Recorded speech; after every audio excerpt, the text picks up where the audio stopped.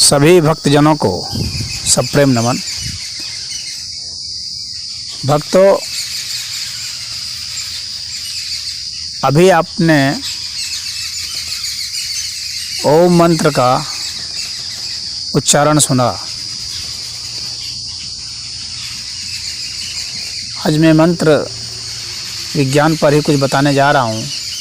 कई भक्तों का निवेदन आया है।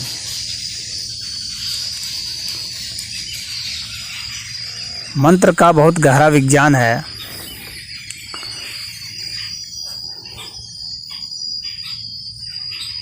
हर जो चीज़ आप यहाँ देख रहे हैं व्यक्त रूप में, ये सभी ऊर्जा के ही भिन्न भिन्न स्वरूप हैं। मंत्र जो है ऊर्जा है,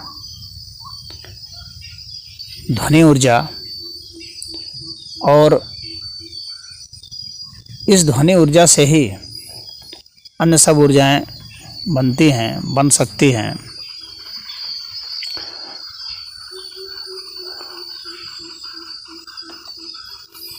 एक तरह से कहा जाए तो हम लोग ऊर्जा पुंज हैं। हम लोग बाहर से पदार्थ मालूम पड़ता है कि हैं, परंतु सूक्ष्मता में हम ऊर्जा पुंज ही हैं। इस अस्तित्व की उत्पत्ति भी एक अनसुना धमाके से हुई है। अनसुना इसलिए कि वो जो फ्रिक्वेंसी थी वो हमारे हियरिंग रेंज में नहीं है। वो किसी भी प्राणी के हियरिंग रेंज में नहीं है। जैसे हमारी हियरिंग रेंज तो 20 से 20,000 हर्ट्ज तक ही है। इसके नीचे या इससे ऊपर हम नहीं सुन पाते हैं, लेकिन मशीनों से डिटेक्ट कर सकते हैं। परंतु जो शुरुआत में जो विस्फोट हुआ, जिसको विस्फोट कहा जा रहा है, उसमें कोई इस तरह की ध्वनि नहीं निकली, लेकिन वो ध्वनि का सबसे सूक्ष्मतम स्वरूप था। और फिर उससे ही जो है फिर कई तरह की ऊर्जाएं हुई। तो सभी आप जानते ही हैं कि ऊर्जा जो है, चाहे ऊष्मा के रूप में हो, चाहे ध्वनि हो, चाहे प्रकाश में हो, सबकी एक अपनी एक फ्रिक्वेंसी होती है। उस पर ही वो वाइब्रेट करता है।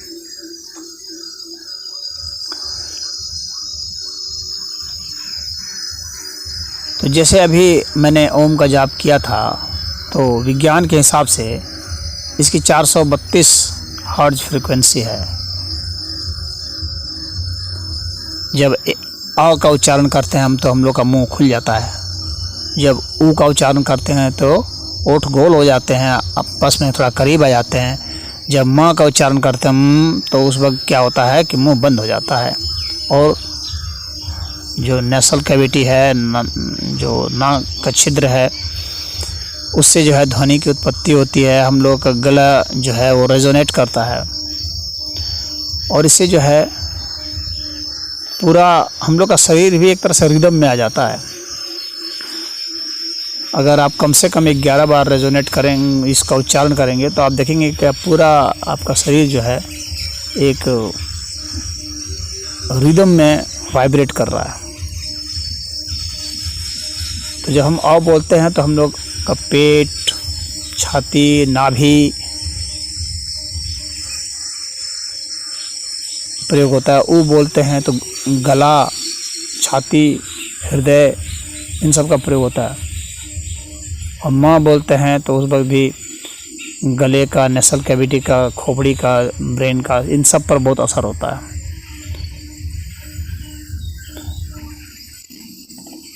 तो यह जो फ्रिक्वेंसी है, इस फ्रिक्वेंसी के ऊपर जो वैज्ञानिकों ने रिसर्च किया तो पाया, इसके fMRI से रिसर्च किया तो इसमें पाया, ओम की बात मैं कर रहा हूँ, कि जो भी बीमारी थी, एपिलेप्सी की थी, चाहे स्ट्रेस का था, डिप्रेशन का था, या श्वास संबंधित बीमारी थी, या रक्तचाप संबंधी, ब्लड प्रेशर संबंधित बीमारी थी, या लैक ऑफ कंसंट्रेशन था, एकाग्रता नहीं हो पा रही थी, या उनकी आवाज़ स्पष्ट नहीं खुलती थी, या जिनके विचार स्पष्ट नहीं हैं, या जिन्हें अच्छे से नींद नहीं आती है, इन सब के ऊपर बहुत ही अच्छा असर देखा गया।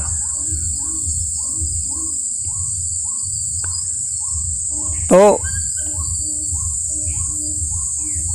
जो युगों युगों से साधु संत करते आए हैं, उन्होंने इसका प्रभाव को देखा है, महसूस किया है। और यह ओम जो ध्वनि है, इसे तो अभी हम मुंह से बोल रहे हैं,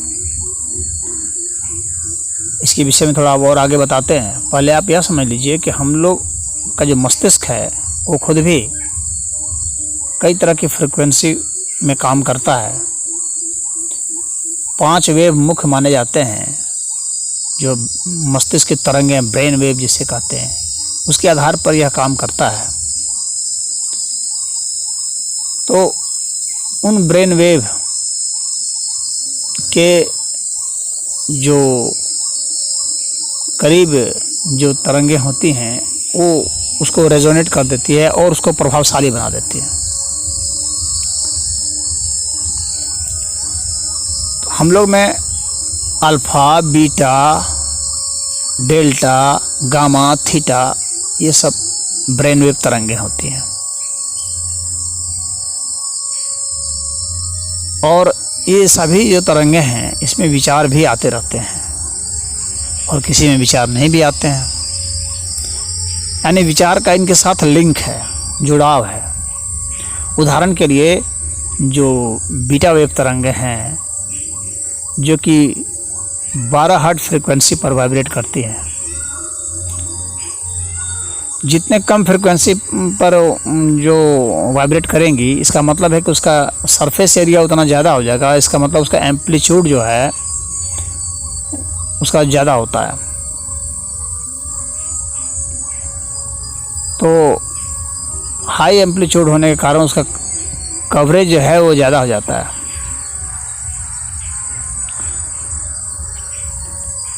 तो जो ये बीटा तरंगे हैं, अगर हमारे मस्तिष्क पर वो उस वक्त हावी हैं, ज़्यादा हमारा मस्तिष्क से ज़्यादा निकाल रहा है, या बाहर उस तरह की तरंगें ज़्यादा मौजूद हैं, तो उसके साथ रेजोनेट करने लगेगा वह, और बढ़ जाएगा। और उस वक्त जो है 72,000 विचार आते हैं। तो इतने ज़्यादा विचार जब आते हैं एक दिन में, तो ये ओवर थिंकिंग आती है।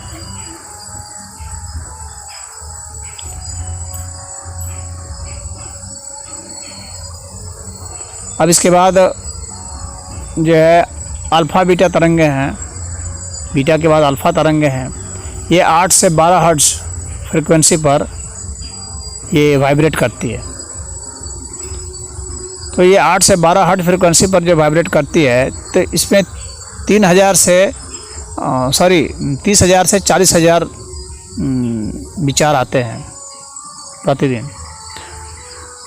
इसमें थोड़ा सा कंसंट्रेशन बढ़ जाता है अल्फ़ा में। और जो गामा है वो 35 हर्ट्ज के आसपास, 30 से 35 हर्ट्ज के आसपास गामा वेव तरंगें चलती हैं मस्तिष्क में। वह हमारे लिए कंसंट्रेशन का काम करते हैं, हाई कंसंट्रेशन उसमें हो जाता है। मतलब कि हमारी क्षमता को तो वो बढ़ा देता है, लेकिन हमारी शांति को, रिलैक्सेशन को वो नहीं बढ़ा पाता है। तो यह जो गामा वेव फ्रिक्वेंसी है, यह हमें उच्च स्तर के काम करने के लिए तो प्रेरित करता है, परंतु हमें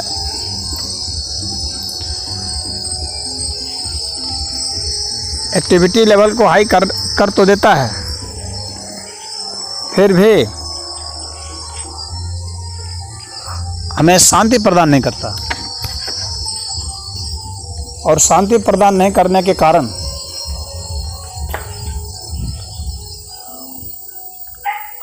हमें इससे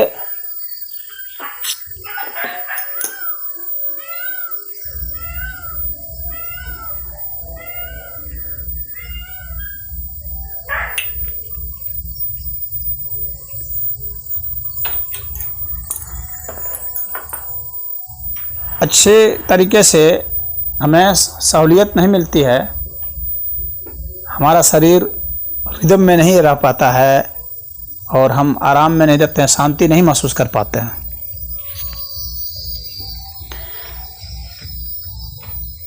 अब इसके बाद एक जो तरंग है वह है डेल्टा। यह जो डेल्टा तरंग है ये 4 से 8 हर्ट्ज फ्रीक्वेंसी पर वाइब्रेट करता है। ये डेल्टा है 0.1 से 3.5 हर्ट्ज फ्रीक्वेंसी पर वाइब्रेट करता है। और यह जो डेल्टा तरंगे हैं, इससे हमें मेडिटेशन में जाने में या बहुत गहरा रिलैक्सेशन में सोने में बहुत आराम रहता है। इसलिए डेल्टा फ्रीक्वेंसी का बहुत महत्व है, ध्यान साधना में इसका बहुत महत्व है। काफ़ी शरीर रिलैक्स हो जाता है, हालांकि रिलैक्स तो अल्फा में भी हो जाता है, लेकिन इसमें तो कुछ ज़्यादा ही हो जाता है। और जितने भी ध्यान साधनाएं हैं सब यहाँ पर डेल्टा वेव तरंगों पर आती है। यानी हम इस स्थिति में आ जाएं कि हमारे मस्तिष्क से सिर्फ डेल्टा वेव तरंगें निकलने लगे। और एक तरंग है थीटा की जो 4 से 8 हर्ट्ज फ्रीक्वेंसी पर करता है। तो ये तो मतलब बहुत लोकप्रिय है और ये सोने में इसी तरंग को महसूस किया गया। जब आदमी गहरी नींद में होता है तो वैज्ञानिकों ने नापा है कि उस वक्त थीटा वेव तरंगें मस्तिष्क में विद्यमान होती हैं बहुत ज़्यादा, यानी 4 से 8 हर्ट्ज फ्रीक्वेंसी पर उसमें हमारा मस्तिष्क वाइब्रेट कर रहा होता है। तो ये काफ़ी रिलैक्स करता है। यह भी एक तरह से मेडिटेशन का होता है।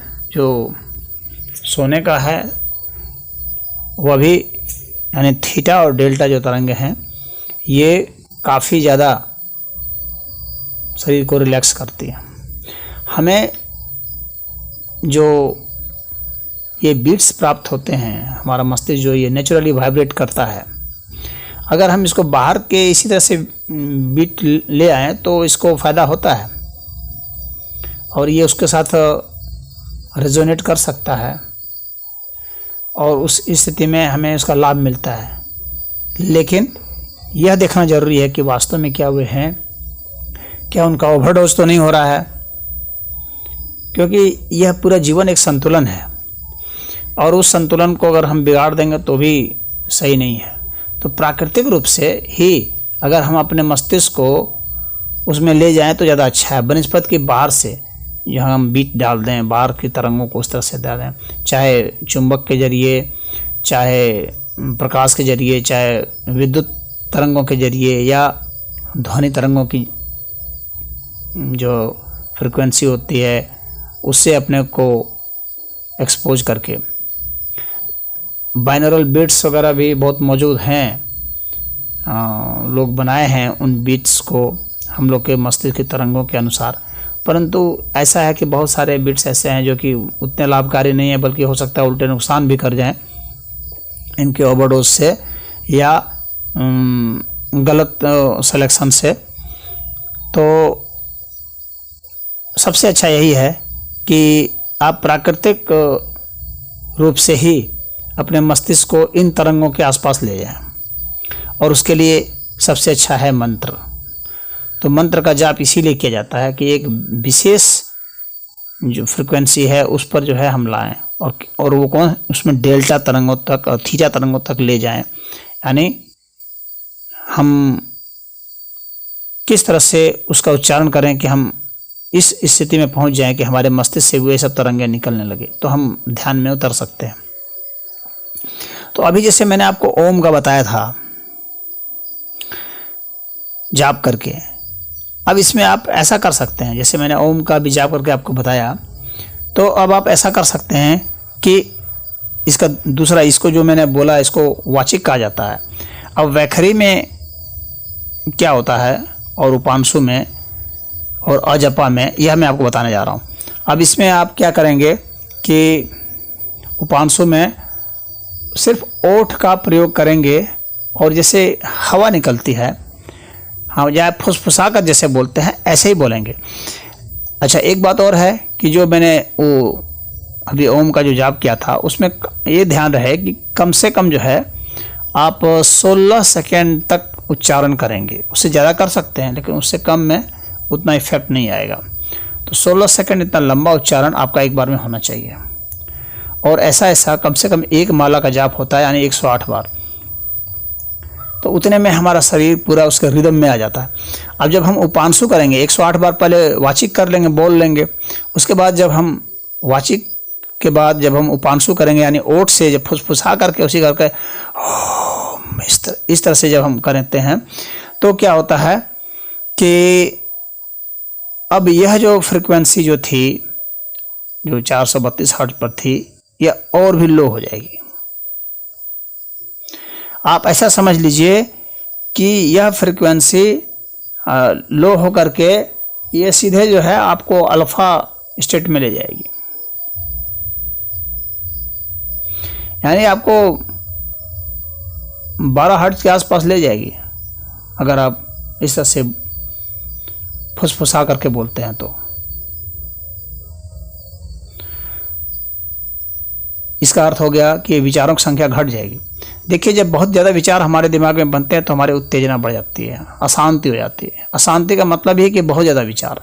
ध्यान में क्या होता है कि विचारों की संख्या शून्य हो जाती है, निर्विचार की स्थिति होती है।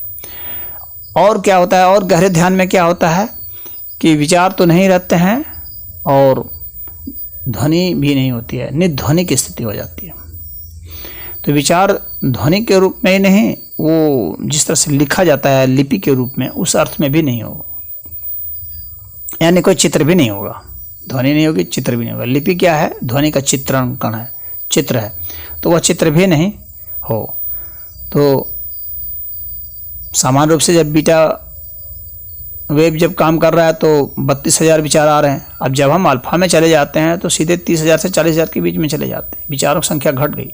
विचारों की संख्या जितनी घटती जाएगी उतना ताकतवर होता जाएगा, क्योंकि हमारे शरीर की सारी ऊर्जा उन कम विचारों में अब लग रही है और बहुत सारा रेस्ट फेज ज़्यादा मिल रहा है। अब उपांशु भी जब 108 बार कर लेते हैं तो उसके बाद क्या होता है कि उसको मन ही मन ओम का उच्चारण करते हैं। लंबी सांस भरे और मन ही मन किए, लेकिन वो करने की जो त्वरा होती है वो वैसी ही होती है।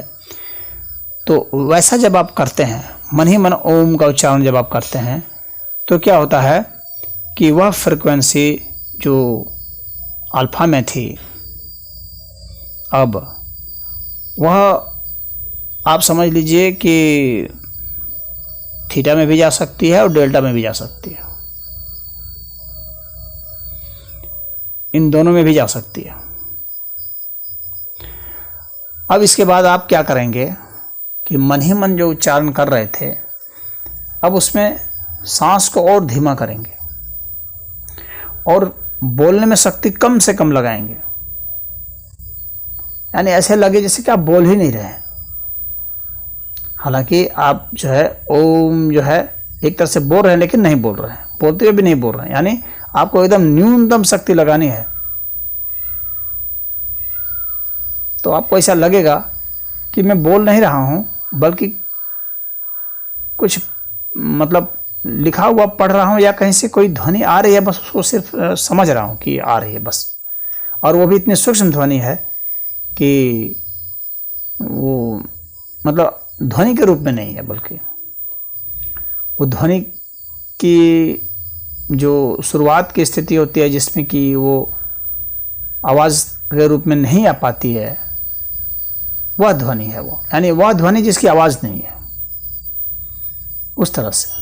या एक तरह से आप समझ लें कि प्रकाश की तरंग है जैसे।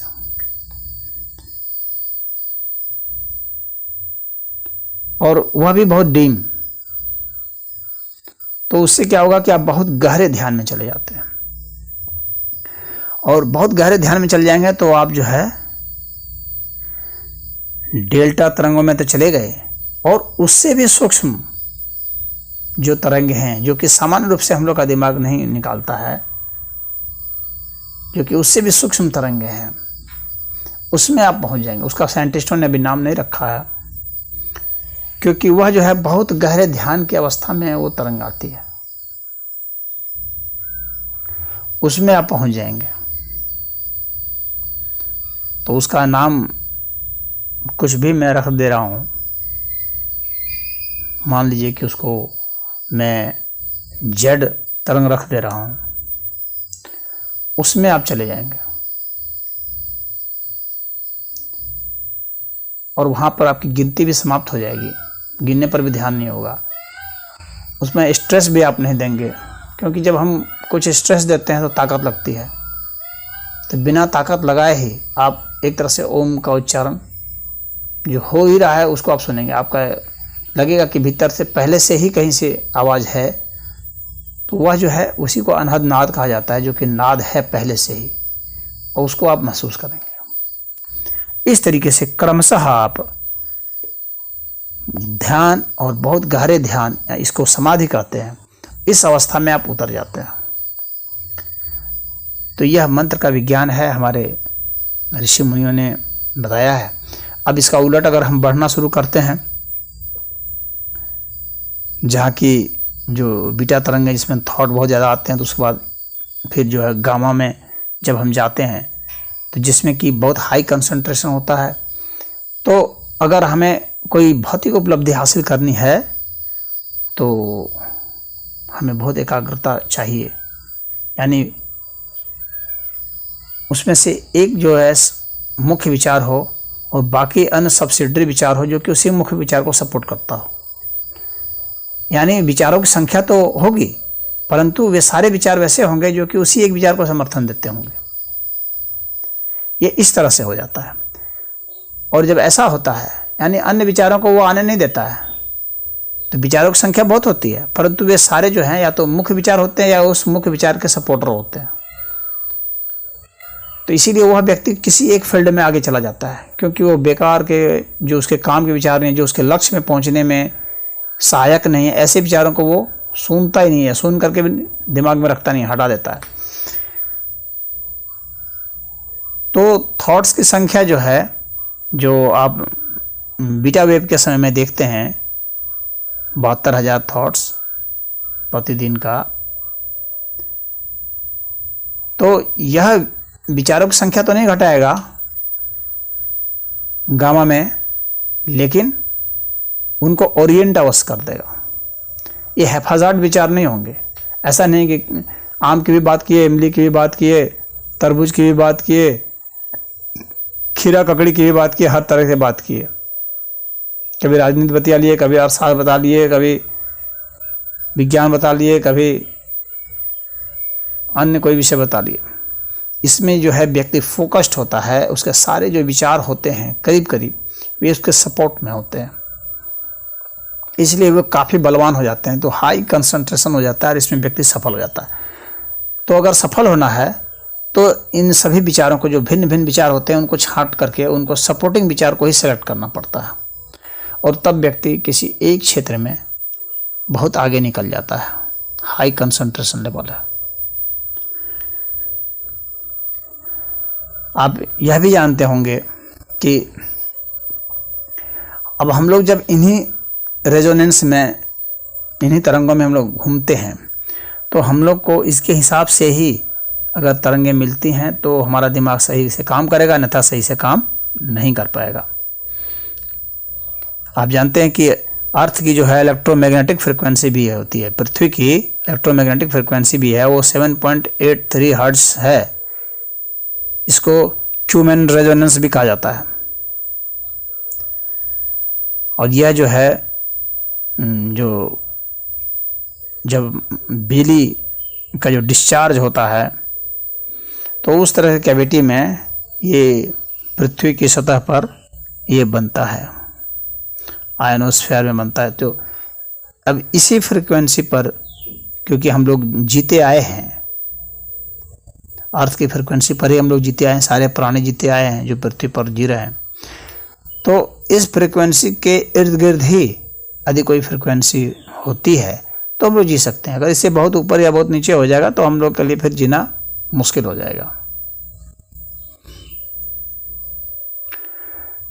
तो जब हम कोई जो अंतरिक्ष यात्री होते हैं वे बाहर जाते हैं, तो इसी तरह से चूँकि पृथ्वी के बाहर चले गए और उनकी आदत शुरू से रही है, यहाँ का जन्म और यहाँ का विकास उसी तरह से हुआ है, तो वे बाहर भी जाते हैं तो उनके साथ ऐसी मशीनें होती हैं जो इसी तरह से क्यूमन रेजोनेंस को उत्पन्न करे, यानी 7.83 हर्ट्ज में उसका कंपन हो, ताकि तभी वे जो हैं वहाँ भी उनका दिमाग काम कर पाएगा, अन्यथा काम करना बंद कर देगा।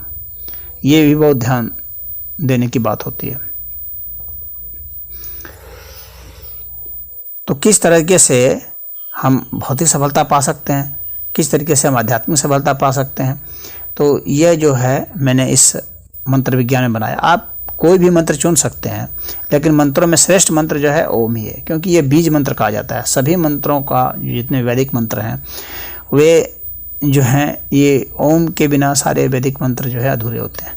बाकी मंत्रों के जो हैं वे अपने अपने अलग उद्देश्य होते हैं। एक ओम ही है जो कि किसी भी तरह से उसका प्रयोग होता है, और बीज मंत्र होने से इसमें सारा प्रभाव आता है। इसीलिए ओम का उच्चारण जो है वही सही कहा गया है। तो ओम का उच्चारण यदि आप करते हैं तो आप कोई भी सफलता हासिल कर सकते हैं इस क्षेत्र में।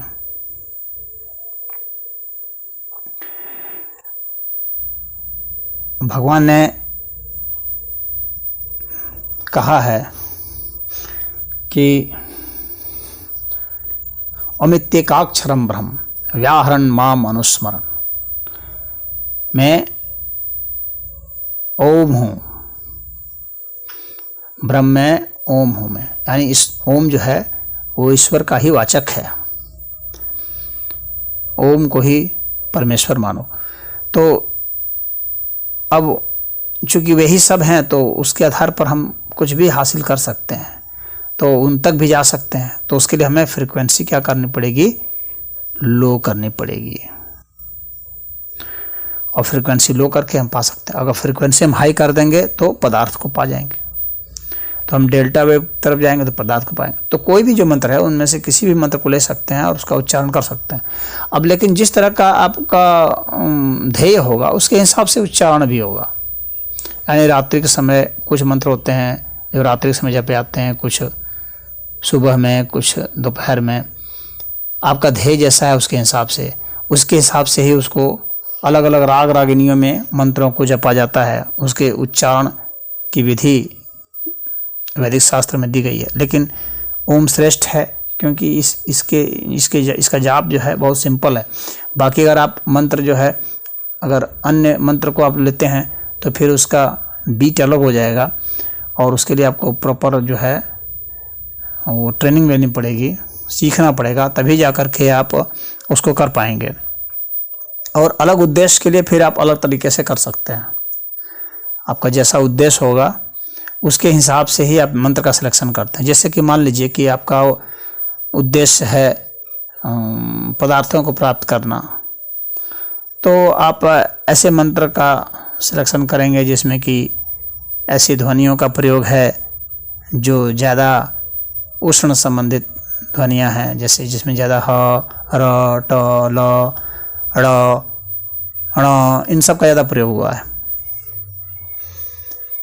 तो इससे जो है आप पदार्थ संबंधित तो सफलता प्राप्त कर सकते हैं। और ऐसे मंत्र का सिलेक्शन जिसमें कि अ, चाहे उ, चाहे म, चाहे न इन सब का ज़्यादा प्रयोग हुआ है, चाहे ई, चाहे ए, यानी वोवेल्स का ज़्यादा प्रयोग है। तो और म का ज़्यादा प्रयोग है, का, चाहे न का ज़्यादा प्रयोग है। तो यह जो है हमें आध्यात्मिक सफलता दिलाती है। फिर उसके हिसाब से भाव भंगिमा भी होती है। आपके जो शरीर की जो गतिविधि है वो भी उसको रेजोनेट कराने में मददगार होती है। तो हम शरीर की गतिविधि को वैसा मोल्ड करते हैं। ज़्यादा पावरफुल है तो उसको ज़्यादा ब्रीथ देते हैं, उसको ज़्यादा फोर्सफुल बनाते हैं। तो उसके लिए हमें झटके से सांस को छोड़ना है, आवाज़ भी झटके से निकालनी है। सांस के आधार पर जो है उसको हमें सेट करना पड़ता है। यदि हमें शांति वाला मंत्र चाहिए तो सांस का रिदम जो है वो शांत होना चाहिए, लयबद्ध होना चाहिए, लंबा होना चाहिए, उसमें झटका नहीं होना चाहिए। झटका वाला जो है ब्लड प्रेशर को हाई करेगा और यह जो है ब्लड प्रेशर को लो करेगा। तो धीरे धीरे धीरे धीरे आप बिल्कुल शांत होते चले जाएंगे। आपका हृदय बहुत ही सामान्य रूप से धड़केगा। आपका फेफड़ा, हालांकि चूँकि लंबी सांस लेंगे इसलिए फेफड़ा तो वर्क करेगा ही, लेकिन चूँकि धीमे धीमे छोड़ रहे हैं, धीमे धीमे ले रहे हैं, इसलिए यह शांति लाएगा। मैग्नेटाइजेशन बढ़ जाएगा। और मैग्नेटाइजेशन बढ़ जाने से क्या होता है कि व्यक्ति एकदम शांत होने लगता है, वो एक तरह से इन्फिनिटी की ओर बढ़ने लगता है, अनंत की ओर बढ़ने लगता है। इसलिए वह ध्यान और समाधि में उतर जाता है। तो ये थे आपको मंत्र विज्ञान के संबंध में कुछ संदेश, और हमें उम्मीद है आप लोगों को पसंद आई होगी। और अगर इसमें कुछ आपकी जिज्ञासा है